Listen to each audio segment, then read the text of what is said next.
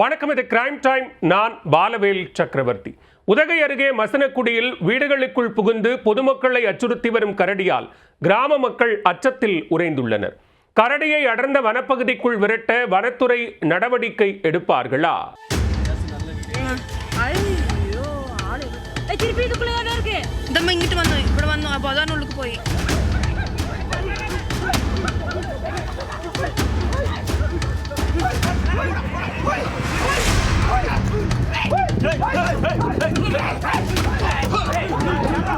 மலை மாவட்டமான நீலகிரி மாவட்டம் 65% வனப்பகுதிகளை கொண்ட மாவட்டமாகும்.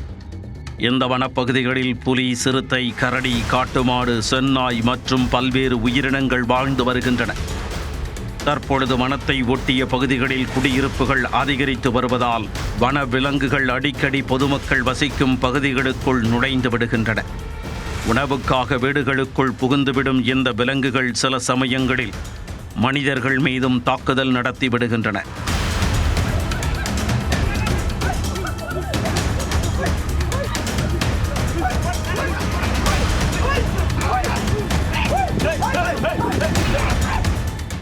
சிறுத்தை, புலி, யானை என பல்வேறு விலங்குகளால் பொதுமக்கள் அவதிப்பட்டு வந்த நிலையில் தற்போது மசினக்குடி பகுதியில் கரடி ஒன்று ஊருக்குள் புகுந்து பொதுமக்களை அச்சுறுத்தி வருகிறது.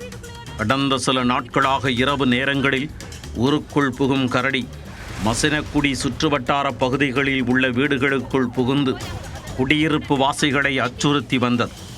இந்த கரடி திங்கட்கிழமை காலை சிவக்குமார் காலனியில் ரிஜு என்பவரது வீட்டிற்குள் புகுந்தது. அங்கு ஏதேனும் உணவு கிடைக்குமா என பாத்திரங்களை உருட்டிய கரடியை பொதுமக்கள் ஒன்று சேர்ந்து அச்சுறுத்தி விரட்டினர்.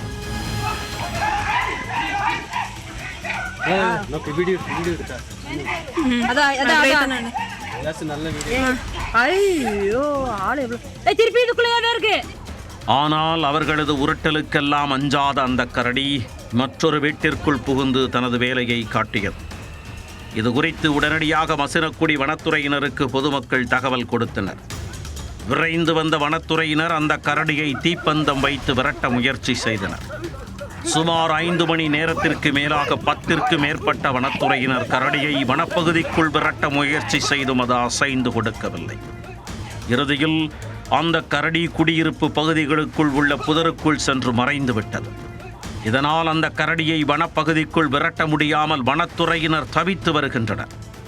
கரடியின் நடமாட்டம் குறித்து ஆரம்பத்திலேயே பொதுமக்கள் வனத்துறைக்கு தகவல் தெரிவித்தும் கண்டுகொள்ளாமல் விட்டதால் தான் தற்போது குடியிருப்பு பகுதிக்குள் புகுந்து அட்டகாசம் செய்து வருவதாக பொதுமக்கள் குற்றம் சாட்டுகின்றனர். அந்த கரடியை மயக்க ஊசி செலுத்தி பிடித்து வனப்பகுதிக்கு கொண்டு சென்று விட வேண்டும் என பொதுமக்கள் கோரிக்கை விடுத்துள்ளனர்.